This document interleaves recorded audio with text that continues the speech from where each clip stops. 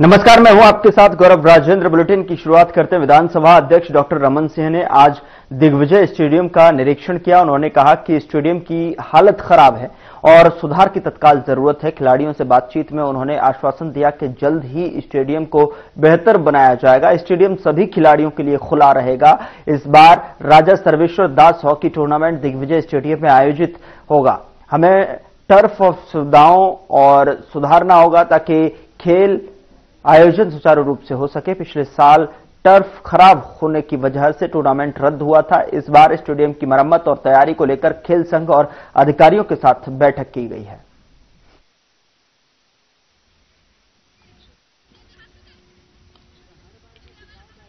आज सब खिलाड़ियों से मिलने आए थे, जो फुटबॉल के बच्चे हैं, क्रिकेट की जो खेल रहे हैं, जो यहाँ पे उनके कोच हैं, प्रशिक्षक हैं और खेल के जो रुचि लेने वाले राजनांदगांव के खेल संघ के पदाधिकारी थे। यहाँ महापौर जी हैं, जिलाध्यक्ष जी है और पूरे टीम है। सब मिलाकर जो आने वाले 1.5-2 माह बाद राष्ट्रीय स्तर का टूर्नामेंट हॉकी का होता है, जो पिछले साल नहीं हो पाया, सूर्यमुखी देवी के नाम से जो वो एक गैप हो गया था, उसको अभी से उसकी शुरुआत करेंगे तभी वो हो पाएगा जनवरी के सेकंड वीक में। तो उसके लिए भी आज बैठ के कलेक्टर से और अधिकारियों से बात करेंगे और संघ से बात करके तत्काल उसके लिए राजनांदगांव की अनुमति मिले। और जो छोटे मोटे रिपेयर के काम है, लाइट के काम है, स्प्रिंकलर का काम है, उन काम के लिए भी बैठ के बात करेंगे। ये सुविधाएं तत्काल राजनांदगांव में शुरू कैसे हो सकता है, उसमें प्रशासन से, विधायक मत से या स्पोर्ट्स डिपार्टमेंट से और क्या जरूरत है, उस जरूरत को भी पूरा करेंगे। और एक खेल का वातावरण जो थम सा गया था, उसको और गतिशील बनाने के लिए सभी क्षेत्र में, सिर्फ हॉकी नहीं, फुटबॉल में भी, क्रिकेट में भी, चेस में भी जो राजनांदगांव की पहचान है, इन सब खेल के बारे में बात करके और अच्छे आयोजन हो राष्ट्रीय प्रदेश स्तर के। इंटरनेशनल हॉकी स्टेडियम है, टर्फ उसकी पूरी तरह से खराब हो चुकी है। सर्वेश्वर दयाल जो हॉकी टूर्नामेंट होता है, उसकी प्रक्रिया को शीघ्र प्रारंभ करने के लिए अभी कलेक्ट्रेट में जाके हम लोग बैठ के जिलाधीश रहेंगे और खेल संघ के लोग रहेंगे। बात यूज के लायक बनाया जा सकता है कि टोटल रिजेक्ट हो गया है, उसके अनुसार उस पर आगे बढ़। डॉक्टर साहब, इस स्टेडियम को आपने आमूल परिवर्तन करके नया बनवाया है और खेल के विकास के लिए लगातार राशि जारी की है। आपको लगता है कि इस स्टेडियम को वैसे उपयोग नहीं हो पा रहा है? लगता है ज्यादा से ज्यादा उपयोग हो, जब इतना बड़ा स्टेडियम है और सभी खेल संघ के लोग भी इसमें इच्छुक है।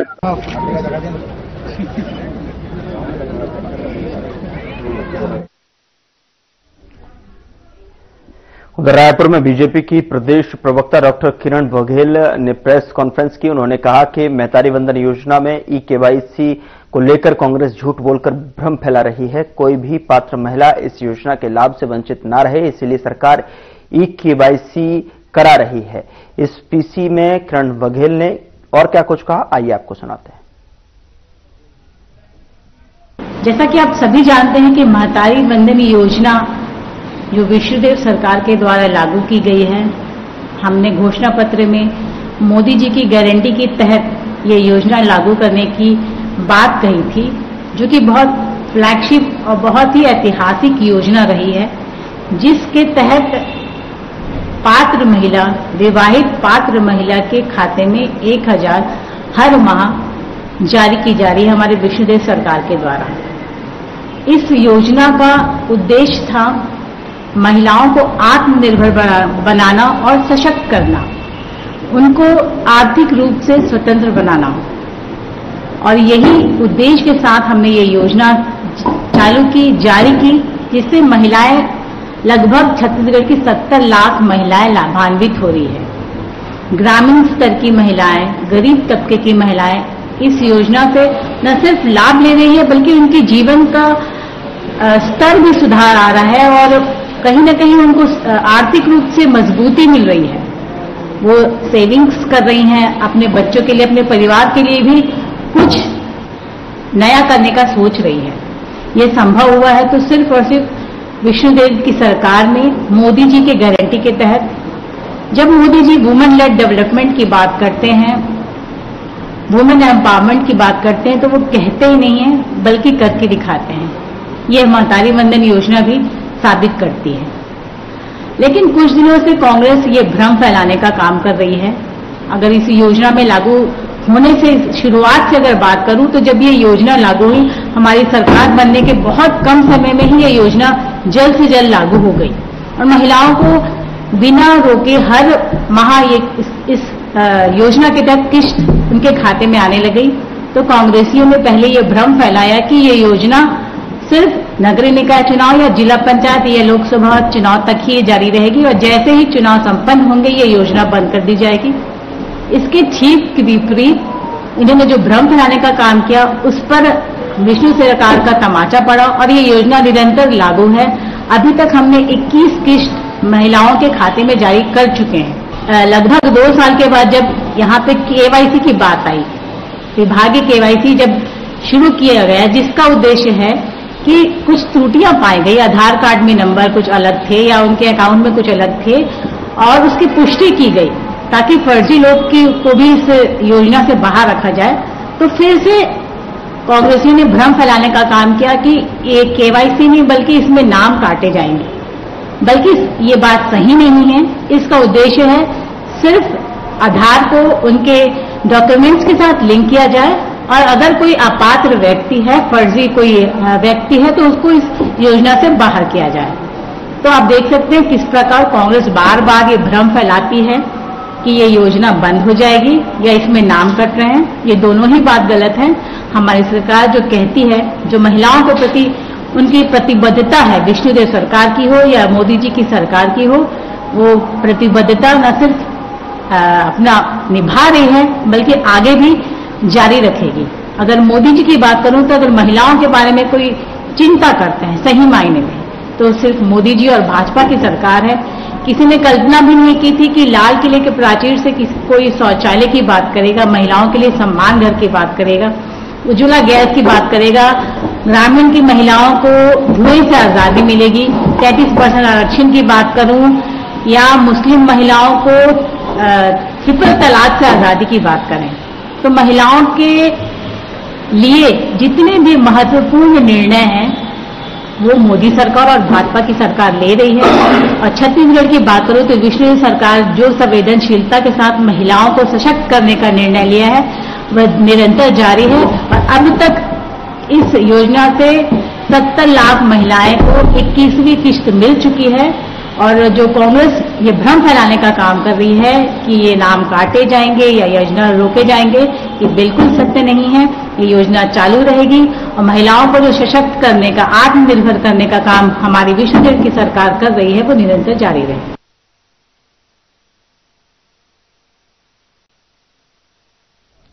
उधर बीजापुर जिले में हाल ही में सुरक्षा बलों और माओवादियों के बीच हुई मुठभेड़ में 3 महिला सहित कुल 6 माओवादी मारे गए हैं और एक घायल माओवादी को गिरफ्तार भी किया गया है। दरअसल बता दें कि बीजापुर जिले के नेशनल पार्क क्षेत्र में सुरक्षा बलों और माओवादियों के बीच में मंगलवार सुबह से रुक कर जो है मुठभेड़ हुई और सुरक्षा बलों के ऑपरेशन में डीआरजी, एसटीएफ और अन्य बल शामिल थे। मारे गए माओवादियों में 3 महिलाएं भी थीं और 4 घायल माओवादी पकड़े गए हैं।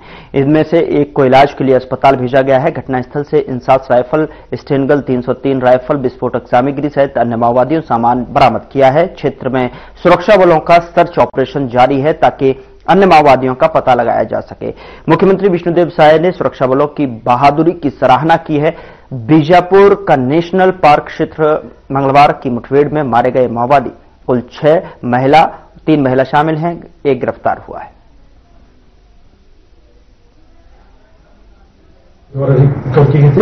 शनाख्ती के बारे में एक बार और स्पष्ट करना चाहूंगा। डीवीसीएम कन्ना उर्फ बुचना जो मध्य डेयरी कमेटी का इंचार्ज है, जिनके ऊपर आंकड़ा के नाम है।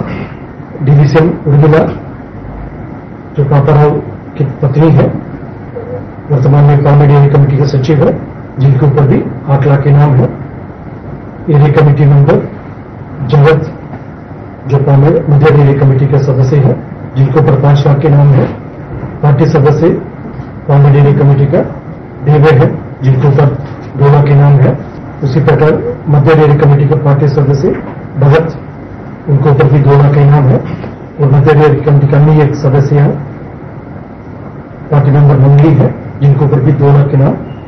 इस प्रकार तीनों महिला एवं 3 पुरुष महोदयों का शनाख्ती हुई है और मुठभेड़ स्थल से वेतन के हिसाब से देखा जाएगा 2 INSAS rifle, 1 303 rifle, 1 9mm carbene और अन्य जो लोकली फैब्रिकेटेड मजल लोडिंग राइफल्स और काफी बड़ी संख्या में अम्यूनिशन और अन्य दैनिक उपयोग सामग्री, विस्फोटक सामग्री भी बरामद की गई है। और घटनास्थल आसपास इलाके में लगातार अभी DRG, STF, Bastar fighter, CRPF एवं अन्य सुरक्षा बल द्वारा आसपास इलाके में अभी भी लगातार सर्चिंग की जा रही है। जैसा हम सबको विदित है, जो शासन के मंशानुरूप और क्षेत्र की जनता का इच्छानुरूप लगातार सुरक्षा बल द्वारा एक संकल्प के साथ बस्तर संभाग के अंतर्गत जो माओवादी विरोधी अभियान में प्रभावी रूप से कार्य करते आ रहे हैं। जो भी विषम परिस्थिति है, यदि बरसात के सीजन हो या गर्मी का मौसम हो, पहाड़ हो, जंगल हो, अन्य जितना भी जो कठिन परिस्थिति है, लगातार उन परिस्थिति को भी सामने करते हुए सुरक्षा बल द्वारा, पुलिस द्वारा अभियान संचालित करने का परिणाम स्वरूप बस्तर संभाग के अंतर्गत विगत 20 महीने में लगभग 450 माओवादी कैडर डेड बॉडी अलग अलग मुठभेड़ के पश्चात रिकवर की गई थे। उसमें खासतौर पर यदि हम जिला बीजापुर की बात करेगा, जो अकेला जो जिला बीजापुर में 20 महीने में 202 माओवादी कैडर का डेड बॉडी अलग अलग मुठभेड़ के पश्चात बरामद की गई। हमारा मेन जो ऑपरेशन थिएटर जिला बीजापुर और जिला नारायणपुर का विजयमान एरिया है।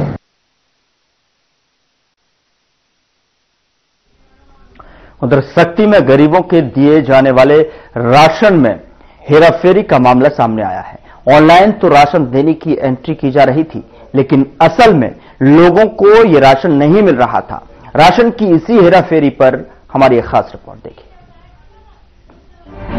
सरकार आम जनता तक सुविधाएं पहुंचाने की तमाम कोशिशें कर ले, लेकिन ये सुविधाएं लाभार्थियों तक पहुंचाने वाले लोग बीच में ही गरीबों के हक पर डाका डाल देते हैं। ऐसा ही एक मामला सामने आया है छत्तीसगढ़ के सक्ती से, जहां सक्ती के ग्राम पंचायत हरेठी में महीनों से सरकारी राशन में हेराफेरी हो रही है। कलेक्टर से शिकायत के बाद मामला सामने आया और जांच करने खाद्य विभाग के अधिकारी गांव पहुंचे। बताया जा रहा है कि 400 से ज्यादा राशन कार्ड धारियों को महीनों से चना नहीं दिया जा रहा है। चना मिलत भी साहब अभी 3 महीना करीबन हो गए है, चौथा महीना भी नहीं मिले है। राशन कार्ड में चढ़ा भी दे है, बेच के खा रहे है। अब एक इंसाफ चाहता ना मन, हाँ कार्रवाई होना चाहिए। ग्राम पंचायत हरेठी पंचायत में तो राशन कार्ड में सब जने का किसी में 6 पैकेट, किसी में 10 पैकेट, किसी में 12 पैकेट चढ़ा दिया गया है और वितरण नहीं किया गया है। और जानकारी के हिसाब से 45 क्विंटल लगभग सामने आया है। अभी जांच चल रहा है ना चना के बारे में, तो अभी तक पूरा खुलासा नहीं हुआ है। अभी जानकारी में उतना आया है, अभी साहब आए हैं जांच के लिए। क्या लग रहा है इसमें 45 क्विंटल तो सामने आ गया, उसके अलावा भी और गड़बड़ी हो सकती है? जांच चल रहा है, इसके आगे हो सकता है वो उसमें क्या बोलते हैं चावल में भी कमी बताया जा रहा है। 150 क्विंटल का वो चल रहा है कमी, आगे जांच में पता चलेगा। साहब आए हैं और कई महीने से भी हो सकता है। फिलहाल तो 3 महीने का सामने आ चुका है। 3 महीने का चढ़ा रहा था, वितरण नहीं कर रहा था, तो पता लगा तो फिर शिकायत किए हैं हम लोग। सभी ग्रामीण लोग इकट्ठा हुए हैं। अभी मौके पर पहुंचे खाद्य विभाग के अधिकारियों ने हितग्राहियों से राशन की जानकारी ली। खाद्य निरीक्षक अजीत कुजूर ने बताया कि ग्राम हरेठी में पीडीएस दुकान का संचालन ग्राम पंचायत के अधीन हो रहा है। सक्ती जिले में कई ग्राम पंचायतों में भी इसी प्रकार पीडीएस वितरण में अनियमितता की बात सामने आई है।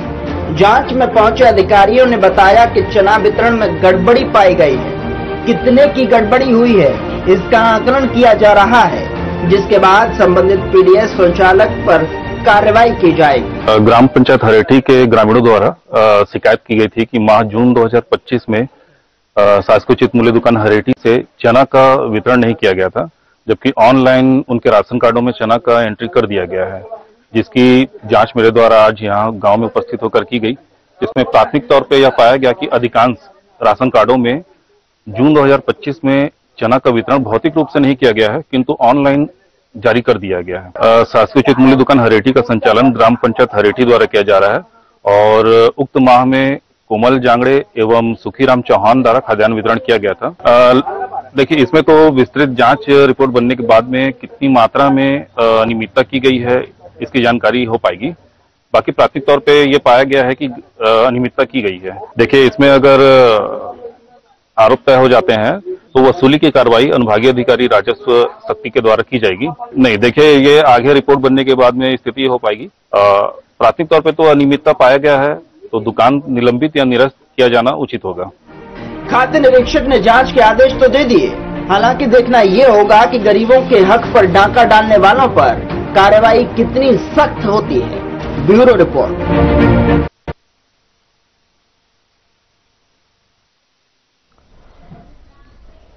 यहां रुक रहे हैं एक छोटे से ब्रेक के लिए। ब्रेक के उस पार खबरों का सिलसिला लगातार जारी है।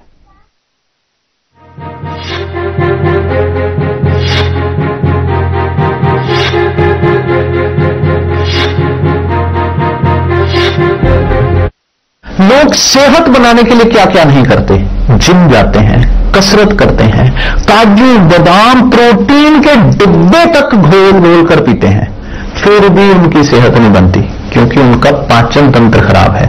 और जब तक के पाचन तंत्र दुरुस्त नहीं होगा वो जितना मर्जी अच्छे से अच्छा खा ले उनकी सेहत नहीं बन सकती।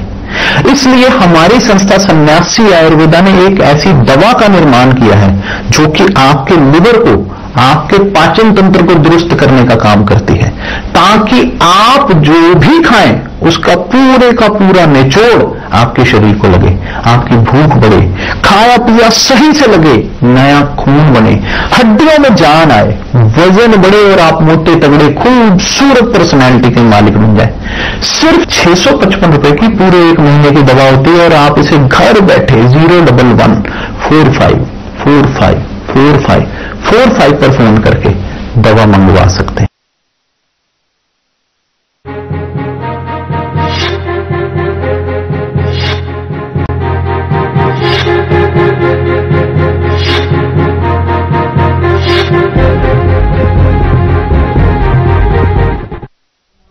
ब्रेक के बाद स्वागत है आपका। खबरों में आगे बढ़ते हैं। राजनांदगांव शहर के बूढ़ा सागर तालाब में पिछले 3 दिनों से बड़ी संख्या में मछलियां मरी पड़ी हैं। तालाब के आसपास बदबू का आलम ऐसा है कि लोगों का वहां रुकना मुश्किल हो गया है। लोग बताते हैं कि यह नजारा कुछ साल पहले रानी सागर में भी देखने को मिला था, जहां मरी हुई मछलियां 4 दिनों तक नहीं उठाई गई और पूरे इलाके में सांध फैल गई थी। स्थानीय लोगों का कहना है कि तालाब में गंदगी बढ़ने और पानी में ऑक्सीजन की कमी के कारण मछलियां मर रही हैं। नगर निगम के अधिकारी अभी तक मौके पर नहीं पहुंचे हैं, जिससे लोगों में नाराजगी भी बढ़ती जा रही है।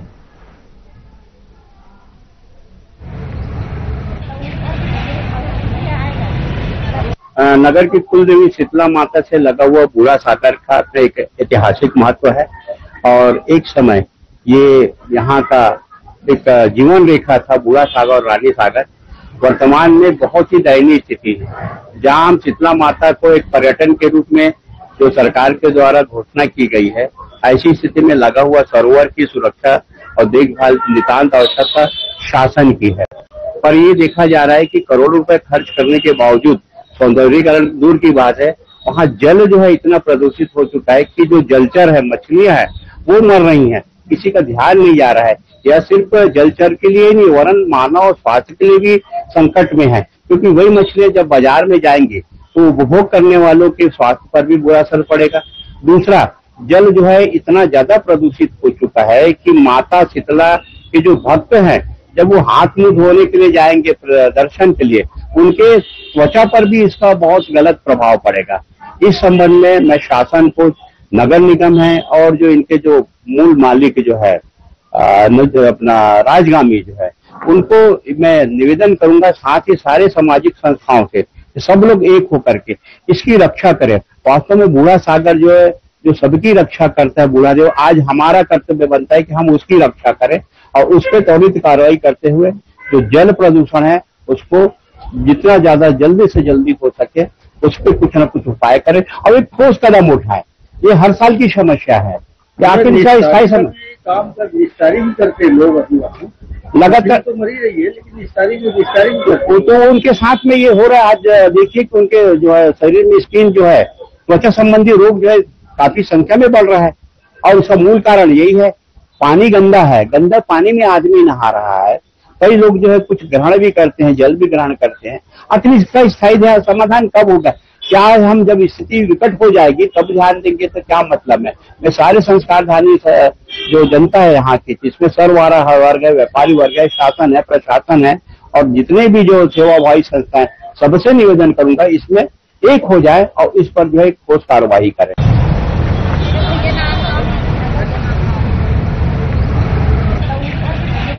शहर में अंग्रेजी प्रीमियम शराब दुकान खुलने से वार्डवासी भड़क गए हैं और मौके पर पहुंचकर जमकर इसका विरोध किया। वार्डवासियों ने कहा कि ये माहौल बिगाड़ने और बच्चों पर नकारात्मक असर पड़ने का खतरा बढ़ जाएगा। बता दें कि जिससे सामाजिक माहौल प्रभावित होगा। शराबी शराब पीकर रोड में लड़ाई और गाली गलौज करते हैं। नशे में रोड में पड़े रहना, फिर वही हालात देखने को मिलता है। शराब दुकान खुलने पर वार्डवासी नाराज दिखाई दिए। वहीं फिलहाल अंग्रेजी प्रीमियम शराब दुकान को बंद कर दिया है।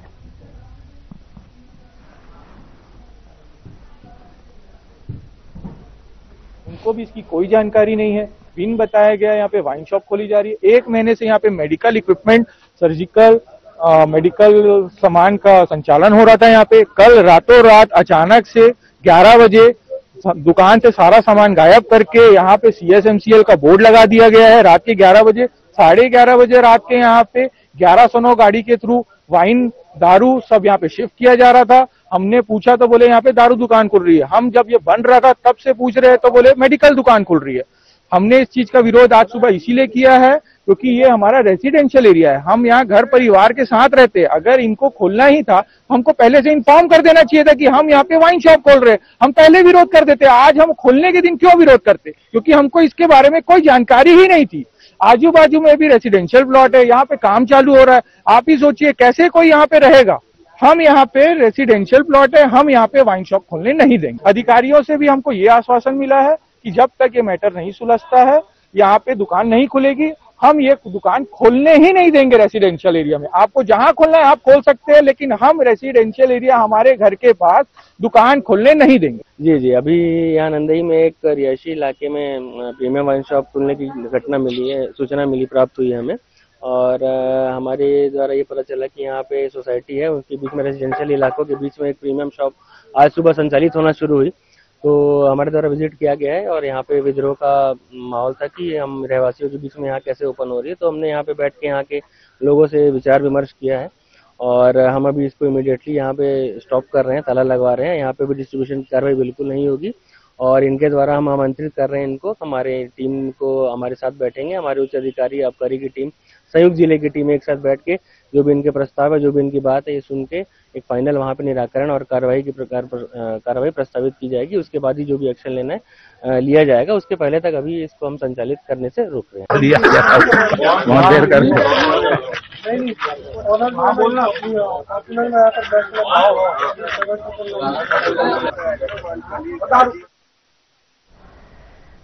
फिलहाल बुलेटिन में इतना ही। नमस्कार।